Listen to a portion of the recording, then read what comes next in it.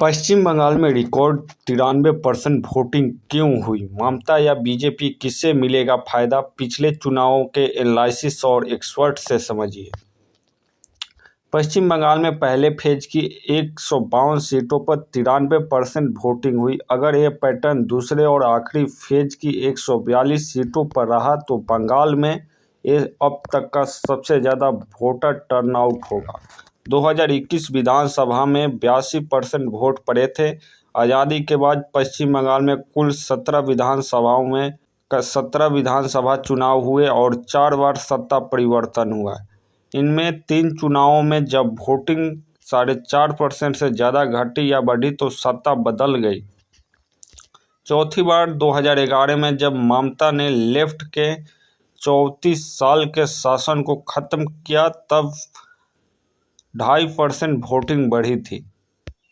इस बार बंगाल में इतना ज़्यादा वोटिंग क्यों हुई? इससे टीएमसी और बीजेपी किससे मिलेगा फायदा? पिछले चुनाव का पूरी कहानी पहले जानते हैं कि इस बार बंगाल में रिकॉर्ड वोटिंग क्यों हो रही है। तो वजह नंबर 1 है कि SIR में 91 लाख के नाम कटे हैं, लेकिन वोट देने वाले उतने नहीं।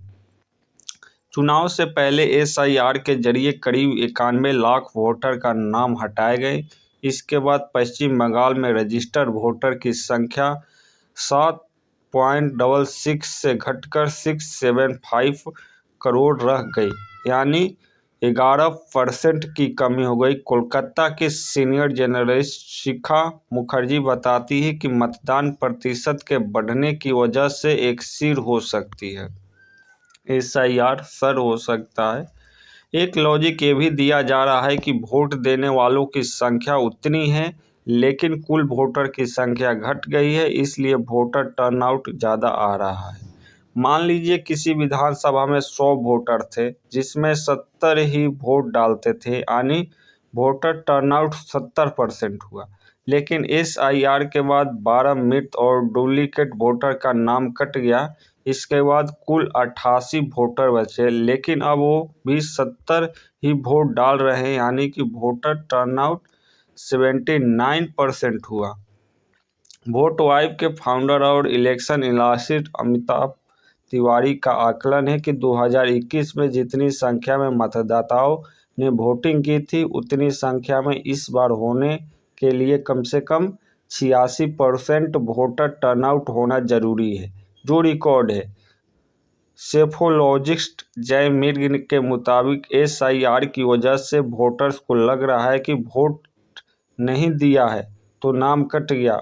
एक तरह से लोगों अपने अस्तित्व का डर बैठ गया है।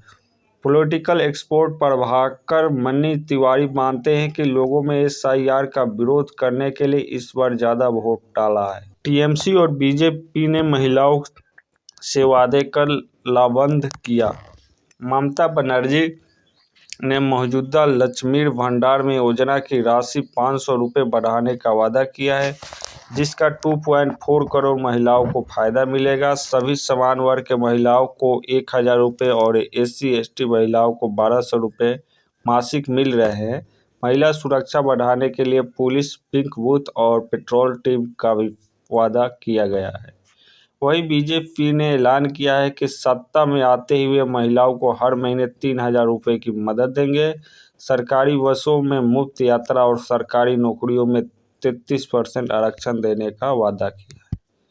दरअसल पिछले कुछ चुनाव में महिलाओं वोटर्स एक फैक्टर बन चुकी थी। महिलाओं में ट्रेंड बन चुका है कि वो उनके स्कीम लाएगा और उसकी बात करेगा, वे उससे ही मजबूती से वोट करेगी। नवंबर 2023 से नवंबर 2025 तक 15 राज्यों में चुनाव हुए, जिनमें 11 राज्यों में महिलाओं को पैसे देने वाली कैश स्कीम लागू की गई या वादा किया गया। इन 11 जिलों में 10 जिलों की योजना कारगर रही। स्ट्राइक रेट 90% रहा। 2011 से बढ़कर महिलाओं की मतदान प्रतिशत। Arm conflict location and event data यानी कि ACLED ने पिछले 16 चुनाव का एनालिसिस कर पश्चिम बंगाल को सबसे ज़्यादा हिंसक राज्य बताया है। 2021 में 278 हिंसक घटनाएं रिपोर्ट हुई थी, जिसमें से 108 मामलों में टीएमसी और 87 मामलों में बीजेपी हमला किया था। इन्हीं के मेजनर इस बार केंद्रीय सशस्त्र पुलिस वालों की 2450 कंपनियों यानी कि 2.5 लाख से ज़्यादा जवानों को तैनात किया गया। करीब हर 150 वोटर पर एक सुरक्षाकर्मी। कोलकाता के सीनियर जर्नलिस्ट सुमन भट्टाचार्य बताते हैं कि इस बार सबसे ज़्यादा वायलेंस नहीं हुआ, जिसके चलते वोट टर्नआउट बढ़ा है। वजह नंबर 4 है कि ममता को लेकर एंटी इनकम्बेंसी या प्रो इनकम्बेंसी फैक्टर। 2011 के बाद लगातार 15 सालों में टीएमसी सत्ता पर काबिज है और ममता बनर्जी सीएम है। इतने लंबे शासन में बेरोजगारी, अपराध और भ्रष्टाचार जैसे मुद्दे उठने लगते थे। इनसे निपटने के लिए टीएमसी ने 74 विधायकों के टिकट काट दिए और 15 विधायकों की सीट बदल दी है। एक्सिस माई इंडिया के डायरेक्टर प्रदीप गुप्ता मानते हैं कि किसी भी सरकार में 3 कार्यकाल यानी 15 साल बहुत होते हैं, खासकर डिजिटल तौर में। लाखों युवा वोटर ने टीएमसी के अलावा किसी दूसरे पार्टी को सरकार नहीं देखी है। ऐसे ही हो सकता है कि बदलाव के लिए ज़्यादा तादाद में बाहर निकले रहे हों।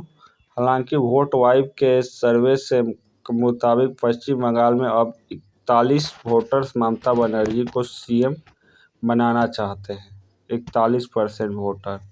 इतनी ज़्यादा वोटिंग से बीजेपी या ममता किससे फायदा होगा, चलो जानते हैं। Indian politics and policy journal में 2025 में पब्लिश हुए एक रिसर्च पेपर के मुताबिक मतदान में भारी बढ़ोतरी अक्सर नेगेटिव इफेक्ट यानी कांटे की टक्कर की ओर इशारा करता है। जब वोटर मौजूदा सरकार या नेता के कामकाज से बहुत ज़्यादा असंतुष्ट होते हैं तो उन्हें हटाने के मकसद से बड़ी संख्या में बाहर निकलते हैं। Election analyst professor Sanjay Kumar के मुताबिक 2020 तक देश में करीब 332 विधानसभा चुनाव हुए। इनमें से 188 चुनावों में मतदान प्रतिशत बढ़ा, जिनमें 89 सरकार दोबारा चुनी गई। वहीं 144 बार मतदान प्रतिशत घटा, जिनमें 56 सरकार दोबारा चुनी गई। साफ तौर पर मतदान प्रतिशत चुनाव और नतीजों के भी संबंध नहीं है। अहमदाबाद यूनिवर्सिटी में पॉलिटिकल साइंस के एसोसिएटेड प्रोफेसर नीलाजन सरकार मानते हैं कि कभी-कभी हाई टर्नआउट भरोसे का प्रतीक होता है, जहां मतदान अपने पसंदीदा नेता और नरेंद्र मोदी या ममता बनर्जी को और मजबूत करने के लिए वोट देने निकलते हैं।